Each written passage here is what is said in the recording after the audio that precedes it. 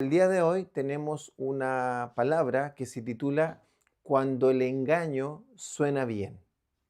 Así que va a ser una palabra bien importante para nuestras vidas, como es toda la palabra, pero la de hoy va a tener este énfasis, cuando el engaño suena bien. Así que los quiero invitar a que pueda abrir su Biblia o encender su dispositivo y leamos Colosenses capítulo 2 y vamos a leer desde el verso 1 al verso 5. Y dice así la palabra de Dios. Porque quiero que sepáis cuán gran lucha sostengo por vosotros y por los que están en la Odisea y por todos los que nunca han visto mi rostro, para que sean consolados sus corazones, unidos en amor, hasta alcanzar toda la riqueza del pleno entendimiento, a fin de conocer el misterio de Dios el Padre y de Cristo, en quien están escondidos todos los tesoros de la sabiduría y del conocimiento. Y esto lo digo para que nadie os engañe con palabras persuasivas, porque aunque estoy ausente en el cuerpo, no obstante, en espíritu estoy con vosotros, gozándome y mirando vuestro buen orden y la firmeza de vuestra fe en Cristo. Qué hermoso. Bueno, acá el apóstol Pablo, en esta parte de la carta, va a mostrar que una lucha espiritual. Nosotros muchas veces escuchamos de la guerra espiritual, de una lucha espiritual, pero hoy día creo que vamos también a avanzar en una comprensión más amplia de lo que es una lucha espiritual. Entonces vamos a ir directamente al pasaje, ¿ya? Que está ahí en el verso 1.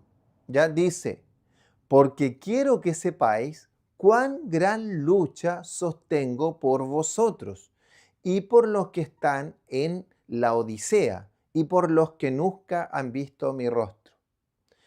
Pablo está hablando de cuál es su preocupación como pastor, incluso de ovejas que han nacido de hermanos fieles, seguidores de Pablo, que recibieron el Evangelio a través de la predicación de Pablo, pero que ellos le predicaron a otro y que Pablo no conoce.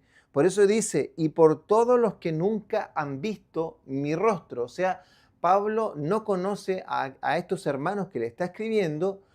Los hermanos tampoco lo conocen presencialmente a él, han oído hablar de Pablo, sus líderes o las personas los cuales le han predicado el Evangelio, le han contado seguramente de Pablo, porque los que estaban predicando en esos lugares eran Epafras, por ejemplo, que está también en prisión con Pablo y le cuenta todo lo que está ocurriendo con los hermanos de Colosas. Entonces, Pablo está hablando de que tiene una gran lucha que sostiene por ellos. Y esto es tremendo porque nosotros tenemos que darnos cuenta que en realidad tenemos una lucha. Los que somos de Cristo tenemos luchas, tenemos una guerra. Como dice el libro de Efesios, que nuestra lucha no es contra carne ni sangre, sino que contra principados, potestades, gobernadores de las tinieblas y huestes de maldad. Y eso muchas personas lo tienen bastante claro porque entienden que hay una lucha, una guerra espiritual que oprime desde afuera hacia adentro, que serían el diablo, ¿cierto? Con las huestes espirituales de maldad y todo lo que oprimen desde afuera a un cristiano, que nos quieren hacer caer en tentación. Pero también está el mundo, que también con sus tentaciones, con el engaño, la riqueza, con que nos hacen gastar más tiempo, ¿cierto? O nos desvían en el ego, en el crecimiento personal, que nosotros pongamos nuestra voluntad por sobre de la voluntad de Dios y ahí nos hace caer, nos hace pecar. Entonces, tenemos una lucha que desde afuera, que es contra el diablo y contra el mundo. Pero a veces desconocemos una lucha que ocurre en el interior de nosotros, que también Pablo la toma ahí en Romanos 7, que dice que hay una lucha interior. ¿Por qué? Porque hay una naturaleza de pecado contra la cual estoy luchando. Esa naturaleza de pecado es la que también Pablo le llama la concupiscencia, ese deseo carnal de pecar. Entonces, por eso dice que cuando alguien es tentado, ¿por qué cae? Porque su naturaleza pecaminosa lo hace caer. Entonces, nosotros, y hay que identificar muy bien esto, porque siempre echamos toda la culpa al diablo. Yo caí por el diablo me hizo esto, el diablo me engañó. Claro, es verdad, el diablo me engañó, pero el diablo te engaña porque dentro de nosotros hay una naturaleza carnal, hay una concupiscencia, hay una naturaleza de pecado, y esa es la que el Señor vino a liberarnos. O sea, cuando el Señor nos vino a liberar y nos saca de la esclavitud del pecado, cuando dice la palabra que morimos con Cristo y resucitamos con Él y morimos al pecado, lo que está diciendo es que esa naturaleza carnal ya no nos domina. Esa naturaleza interior de la tendencia a pecar ya no nos domina. Ya no somos esclavos de esa tendencia de pecar. Pero sí tenemos los ataques desde afuera, desde el diablo y desde el mundo. Pero que si nosotros estamos poco en el espíritu y mucho en la carne, vamos a caer y vamos a caer en la tentación. Por eso que dice la palabra, resistid al diablo y él huirá de vosotros. Entonces Pablo está mostrando esta lucha espiritual que él tiene y que él la hace. ¿Cómo tú sí haces una lucha espiritual? ¿Porque te pones a gritar y a arrepender al diablo? No, está haciendo... Tú haces una lucha espiritual cuando obedeces la palabra de Dios. Cuando es como un drogadicto, cuando un drogadicto vence un día sin droga y está tiritando y sudando porque venció, eso es una lucha espiritual, eso es una guerra. Eso es como eso. Entonces, pero ¿cuál es la diferencia? Que nosotros ya fuimos liberados de la esclavitud del pecado y ahora tenemos las armas espirituales, oración, ayuno y la palabra que transforma nuestra manera de pensar, que hace crecer nuestra fe, y nuestra fe es lo que mueve nuestra voluntad para obedecer a Dios. Entonces, esto es lo que está sucediendo y Pablo sabe que hay una lucha espiritual. Por eso dice, para que sepas que tengo una lucha que sostengo por ustedes que recién se convirtieron. La carta inició que él está contento con la obra que está haciendo el Señor en Colosas. Entonces está feliz, gozoso de lo que está ocurriendo con los colosenses. Pero también le pide que crezcan, que maduren, que avancen, que sean fortalecidos en el Señor. Y aquí sucede algo, y le dice, y no solo por ustedes que están en Colosas, sino que por los que están en la Odisea. ¿Por qué aparece la Odisea aquí? Porque son dos ciudades muy cercanas. Colosas está cercano a la Odisea.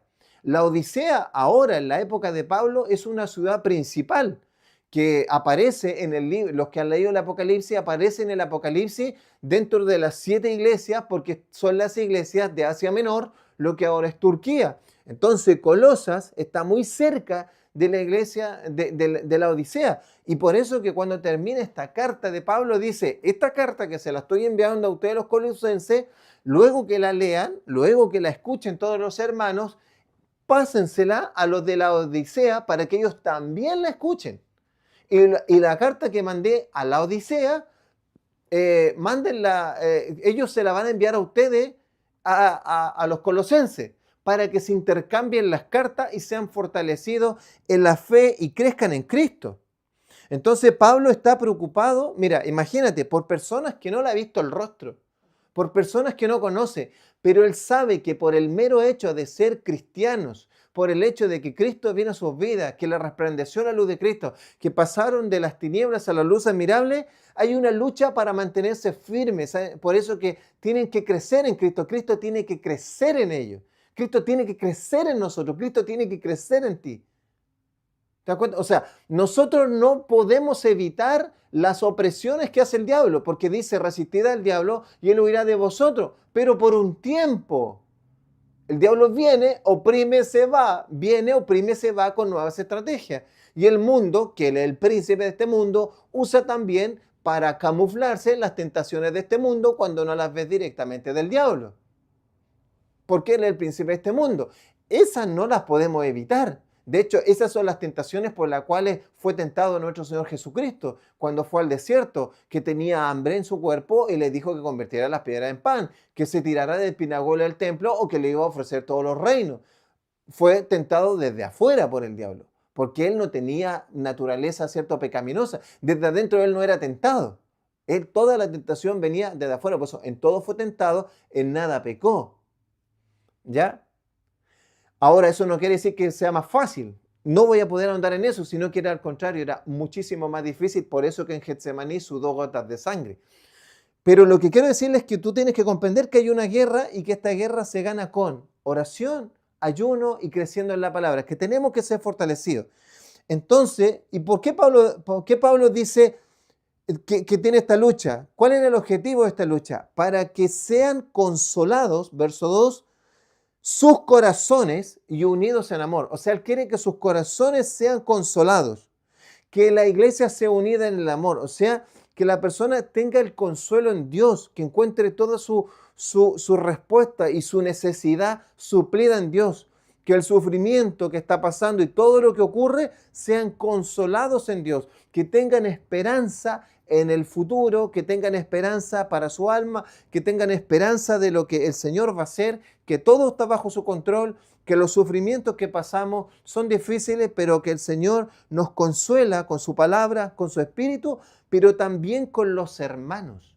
Y por eso dice, unidos en amor, ¿ya? Que la iglesia no es solamente un ente organizacional, un grupo de amigos que se llevan bien, o que yo los veo los domingos y me voy para la casa. No, hay que entender la iglesia como el cuerpo de Cristo, que me duelo con el que se duele, lloro con el que llora, río con el que se ríe. O sea, me interesa, me hago parte de lo que le está ocurriendo a mi hermano. Así como me hago parte cuando mi hermano sanguíneo, o sea, yo no creo que alguien que ame a su hermano sanguíneo, a sus padres o a sus hijos, esté muy tranquilo comiéndose una comida espectacularmente rica cuando sabe que su hermano vive 3 cuadras más allá y no tiene que comer. Si yo supiera que mi hermano, cierto sanguíneo, o mi hijo, no tiene que comer, yo a lo menos lo invito. O le pregunto. Y si le da vergüenza, hago algo, intento hacer algo. Ni siquiera podría comer tranquilo. Miren, hay una particularidad que tiene mi esposa no puede comer sola. Cuando hay alguien en la casa, ella come, necesita que todos estemos comiendo, aunque sea tomando un jugo. Entonces es importante eso, la unidad. Entonces Pablo está orando y tiene esta guerra espiritual, no para que el diablo no lo ataque más, no para que... No, la primera es para que sean consolados sus corazones y estén unidos en el amor. Porque eso para Pablo es el centro de la vida cristiana, es el centro de lo que tiene que ocurrir. Ahora, ¿hasta dónde? Dice, voy a seguir en el verso 2, hasta alcanzar todas las riquezas de pleno entendimiento. Dice, a fin de conocer el misterio de Dios el Padre y de Cristo, en quien están escondidos todos los tesoros de la sabiduría y del conocimiento. O sea, hasta alcanzar la riqueza del pleno entendimiento. O sea, Pablo no es que esté buscando una fe superficial. Pablo no está buscando que la gente esté saltando y esté contenta. ¿Y cómo estuvo la fiesta hoy? ¿Cómo estuvo la reunión que tuvimos en la casa? Cuando vayan a la casa de Onésimo, sientan el espíritu y canten, y que sean canciones potentes, y que lo hagan sacudir y que lo hagan potente, y canten con alegría y pónganle color y tírense al piso. Está bien si el Señor los ministra, pero Pablo está buscando una fe fundada, una fe cimentada en Cristo, centrada en Cristo, una fe que no sea superficial, porque una fe superficial viene en prueba, como dice nuestro Señor ahí en el Sermón de la Montaña en Mateo capítulo 7, vienen vientos, vienen tempestades, se cayó la casa. O sea, la persona se fue del Evangelio, la persona se cayó. Pero una fe cimentada en Cristo, una fe cimentada en la palabra, en las promesas, cuando viene la prueba, el sufrimiento y la tempestad, por causa del Evangelio, la persona está firme, está segura, está convencida, está bien fundada. ¿Duele? Sí, nuestro Señor sudó gotas de sangre. ¿Pelea? Sí, pero está bien cimentado.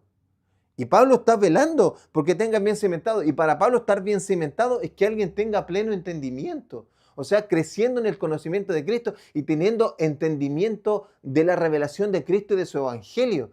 Que mientras más crecen en el entendimiento, mayor va a estar fundada su fe y por lo tanto, ante la prueba y ante la dificultad, van a estar más firmes. ¿Van a ser sacudidos? ¿Van a ser zarandeados? Sí, pero no van a caer. ¿Te das cuenta? Pero ¿cuál es esta riqueza del pleno entendimiento? ¿Cuál es esta riqueza del pleno entendimiento? Bueno, la máxima riqueza y el pleno entendimiento que tú puedes tener, que es conocer el misterio de Dios. Y ahí dice, y de Cristo, pero en realidad las versiones se refieren en el original al misterio de Dios el Padre, Cristo. Dice, y de Cristo. ¿Por qué? Porque después agrega en el siguiente verso, ¿en quién? ¿En quién? ¿En quién? ¿Quién? En Cristo. ¿En quién están escondidos todos los tesoros de la sabiduría y del conocimiento? Cuando tú hablas de un pleno entendimiento, estás refiriéndote a la sabiduría y al conocimiento. Si tú te estás refiriendo a la sabiduría y al conocimiento que te abre el pleno entendimiento, la sabiduría y el pleno entendimiento está en tener la revelación de Cristo. ¿Te das cuenta? ¿En quién están escondidos todos los tesoros? En Cristo. Por eso que el que tiene a Cristo tiene todo. El que conoce a Cristo tiene todo. Él es la perla preciosa. Él es la perla preciosa, el tesoro escondido. Él es el tesoro máximo. Por eso que en la lección anterior, cuando vimos la vez anterior, decía que este es el misterio que había estado escondido por los siglos, que es Cristo en nosotros, esperanza de gloria. O sea, toda la palabra apunta a Cristo. El mayor tesoro que tú vas a encontrar en la palabra es a Cristo.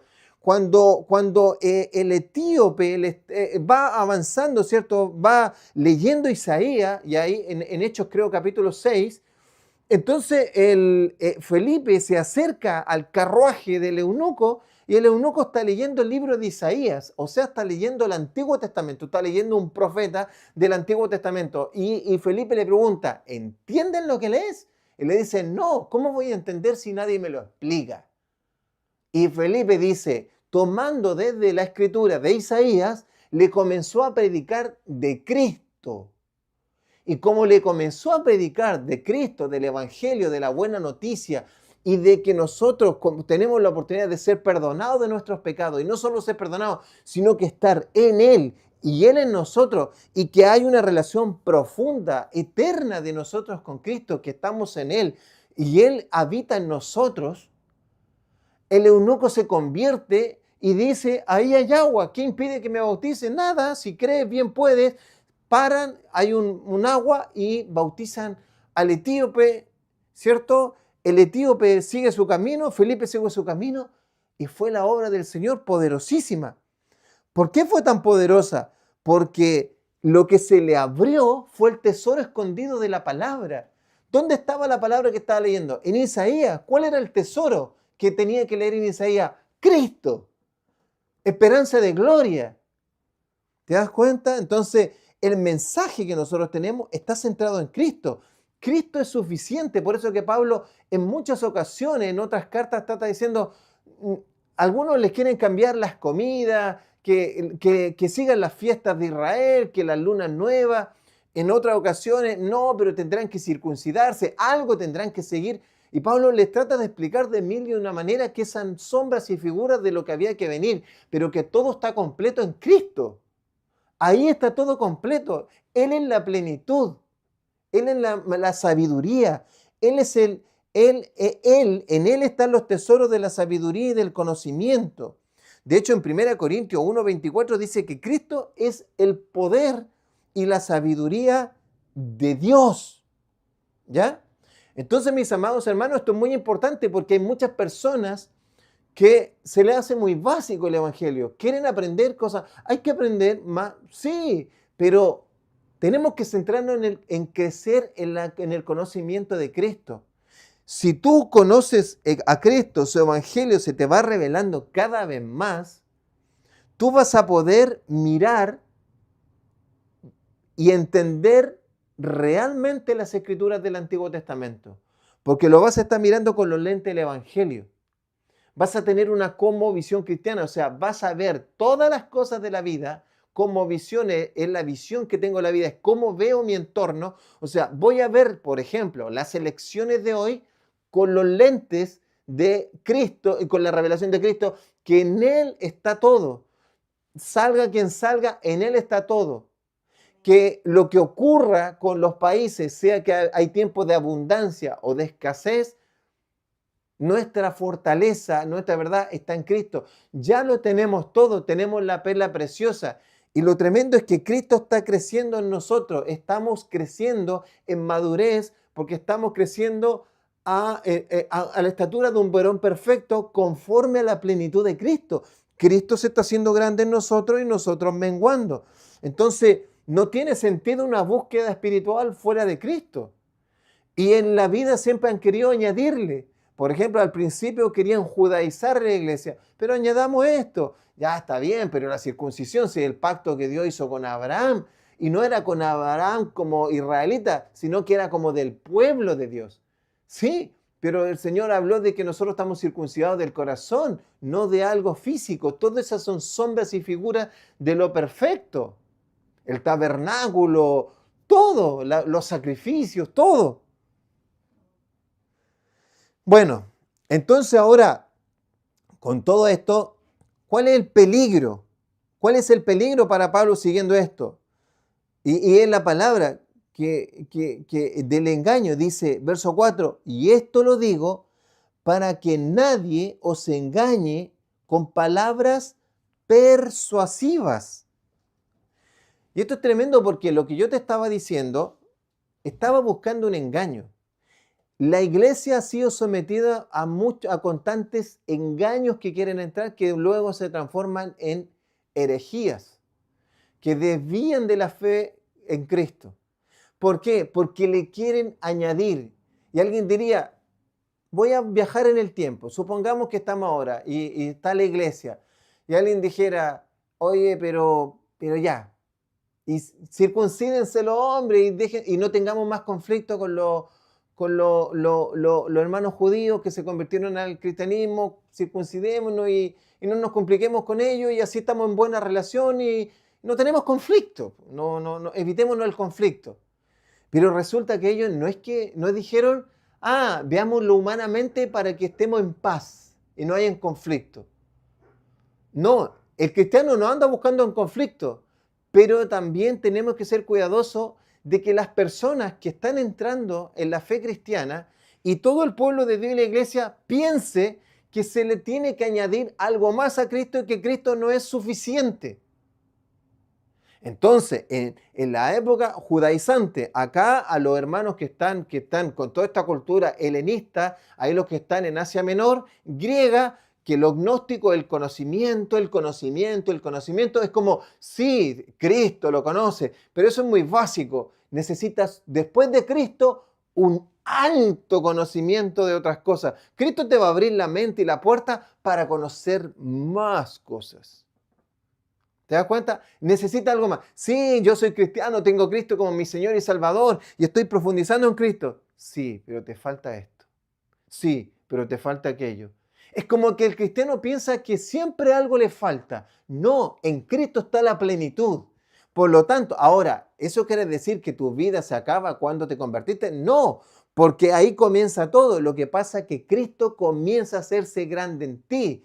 Y el Espíritu Santo no va a hacer otra obra que recordarte todo lo que el Señor dijo y enseñó y nos guiará a toda verdad.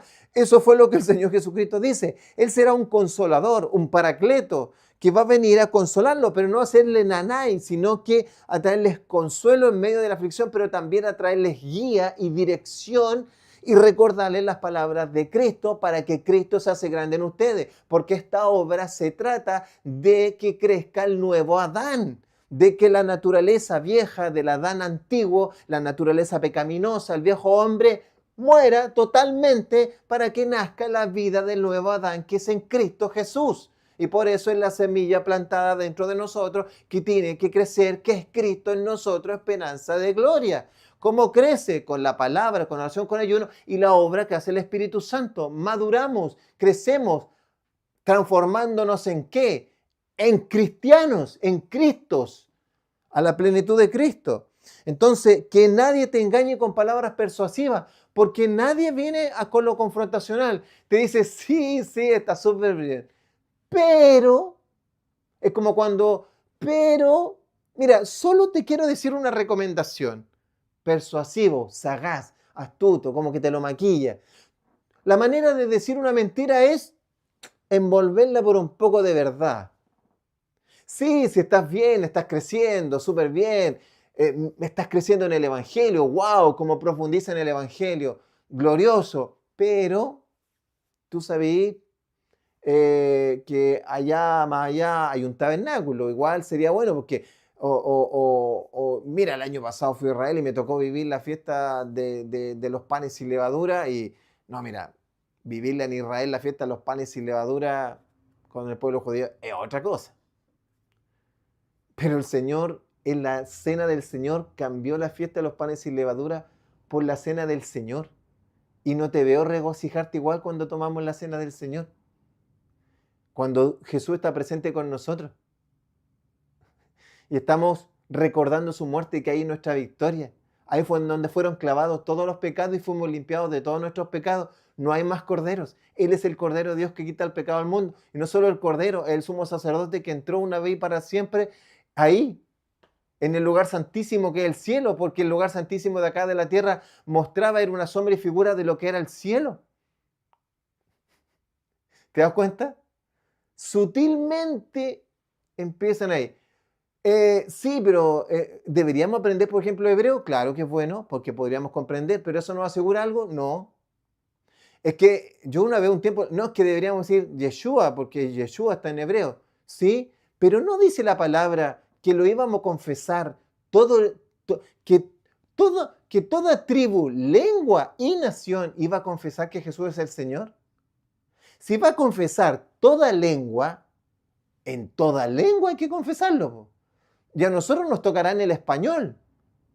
Si aprendemos otra lengua y nos toca predicarlo, confesaremos en otra lengua.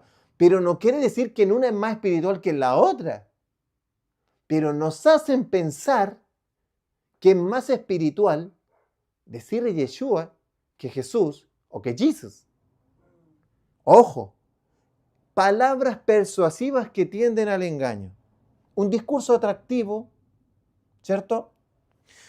Y avanza, ¿cierto? Y dice, Pablo está preocupado.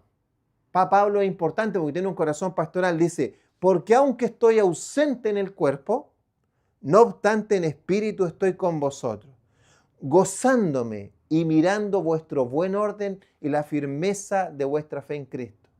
O sea, Pablo dice, yo estoy en la cárcel, yo estoy aquí, ustedes están allá, pero quiero que sepan que ustedes no están solos. ¿A qué se refiere que está en el espíritu? ¿Que Pablo se desdobla y va para allá? Por si acaso a alguien no vaya a faltar que se le ocurra eso. No, está diciendo porque yo estoy orando, yo estoy con mis pensamientos pendientes en ustedes, yo estoy constantemente orando para que ustedes, luego de conocer la verdad en Cristo, que luego que pasaron de las tinieblas a la luz admirable, crezcan en la fe en Cristo y, como dijo antes, que se le abra el entendimiento y conozcan este misterio poderoso que es Cristo. Él es la sabiduría, Él es el entendimiento. Y yo oro y me dedico a orar y hago una lucha y una guerra espiritual en mi oración para que Cristo se forme en ustedes y ustedes crezcan a la estatura de un varón perfecto conforme a la estatura de la plenitud de Cristo y ustedes sean cada vez con mayor entendimiento, con mayor gozo, porque si ustedes crecen en ese entendimiento, entonces ustedes crecerán en unidad, en poder, en amor y serán usados grandemente por el Señor. Estoy ausente en el cuerpo, pero yo estoy constantemente pensando en ustedes y estoy orando por ustedes, entonces estoy espiritualmente ligados a ustedes. Ustedes, hermanos, pueden estar en Puerto Montt, pueden estar en muchos lugares, pero estamos ligados espiritualmente. Yo no puedo decir todos los días, pero cuando me acuerdo, oro por ustedes que sean fortalecidos en Cristo. Todo el movimiento del ministerio está hecho para que crezca Cristo en ustedes. El nivel básico de la escuela libre es para que se conozcan los fundamentos cristianos. El nivel medio es para que se les revele el Evangelio. Y el nivel avanzado va a ser para que puedan leer la Escritura y ver a Cristo y comprenderla. vivir conforme a Él, que Cristo, o sea, mis pensamientos y los pensamientos de todos debería ser que mi hermano crezca, que estemos todos unidos en la fe, orando los unos por los otros, los de Puerto Montt por los de Valdivia. No es necesario que tú le digas, estoy orando por ti. Bueno, si le puedes decir, gloria a Dios para que se sienta fortalecido. Pero eso es que estemos unidos espiritualmente. Y Pablo dice, gozándome y mirando vuestro buen orden y la firmeza en la fe en Cristo. O sea, Pablo está viendo de que la estabilidad espiritual es una señal de crecimiento. Por eso que Pablo cuando escucha a los corintios ve que hay niñería, yo soy de Apolo, yo soy de Pablo. Pablo por eso tiene que reconvenirlo, porque Pablo vela porque la persona sea madura, estable, sabe que hay opresiones externas, que hay aflicciones que hace el diablo, el mundo, pero que la persona sea estabilidad espiritual, que su espíritu esté por sobre la situación y que si está débil acuda a los hermanos, que estemos firmes en Cristo y que sea una iglesia ordenada, porque una iglesia ordenada espiritualmente también refleja una fe bien fundada. Cuando yo entro a una casa y veo orden, también veo un orden. Miren, un orden en la casa también muestra un orden de las personas, cómo viven y de su tema mental y de su tema también de convivencia, de que no se tiran los platos. Ayuda, hermano, eso todo habla. Entonces, hermano, para cerrar este mensaje poderoso que tiene por título, cuando el engaño suena bien, ¿qué quiero decirles con todo esto? En todo este pasaje que hemos leído, Pablo nos muestra cómo una iglesia se mantiene firme. ¿Cómo? En unidad en amor. 2, en convicción profunda de Cristo, creciendo en el entendimiento, creciendo cada vez más en el conocimiento y en las profundidades de Cristo, de su evangelio, que nos hacen comprender todas las escrituras, porque en Él está la máxima revelación. Él es la palabra encarnada, Él es la sabiduría, Él es el conocimiento, Él es el poder. Nosotros estamos en Él está en nosotros. Crecer en esta convicción, también teniendo un discernimiento espiritual para no ser engañados. Porque cuando maduramos, es más difícil ser engañados y arrastrados con todo viento de doctrina rara que aparece, pero que me conviene porque me están dando lo que estoy pidiendo. ¿Cierto? Y teniendo una fe firme, fundada en Cristo, ordenada y que hay un orden en la iglesia. ¿Ya? Entonces, la iglesia se fortalece no porque anda persiguiendo novedades. Ah, mira, ya pasó esto, mira, ya ando persiguiendo la novedad, la última. No, la iglesia no crece y no avanza cuando anda persiguiendo el iPhone 20.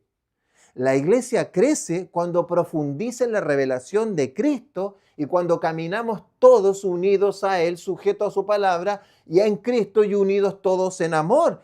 Ahí es cuando crecemos, no cuando andamos persiguiendo lo que creemos que es la última chupada del mate, que son las novedades que creemos que aparecen en internet. ¿Ya? Entonces, amados, nosotros oremos y velemos por tener una iglesia unida en amor y firme en Cristo, que esto nos dará crecimiento, amor, fortaleza y estaremos creciendo espiritualmente todos juntos. Y también cuando lleguen hermanos nuevos, también ellos crecerán sanos, fuertes en esta verdad del Evangelio. Amén. Así que oremos al Señor para que esta verdad quede en nosotros. Amado Dios, amado Señor, en el nombre de nuestro Señor Jesucristo, te damos gracias por tu palabra. Oramos, Señor, para no ser engañados con sutilezas que suenan bien. Señor, que nos quieren distraer, que nos quieren llevar a hacer gastar recursos, tiempo y más encima traer confusión y pleitos dentro de la iglesia. Señor, oro para que crezcamos en la unidad, para que crezcamos en la revelación de Cristo, en el poder de Cristo, que es Cristo en nosotros esperanza de gloria, que el máximo misterio es conocer a Cristo. Él es la sabiduría, Él es el máximo entendimiento, Él es poder, En Él está todo y Él nos dio su Santo Espíritu. Oro, Señor, para que nadie venga con sutilezas engañosas a desviar a ninguno de mis hermanos en la fe, que estén todos cimentados en la roca y crezcamos juntos, Señor, en esta parte del cuerpo de Cristo que tú nos has alineado para estar concentrados, mirando a nuestro Señor Jesucristo, atendiendo sus enseñanzas, velando por sus estatutos, siguiendo sus mandatos. Gracias, Señor, te damos. A ti sea toda la gloria en el nombre de nuestro Señor Jesucristo. Amén y amén.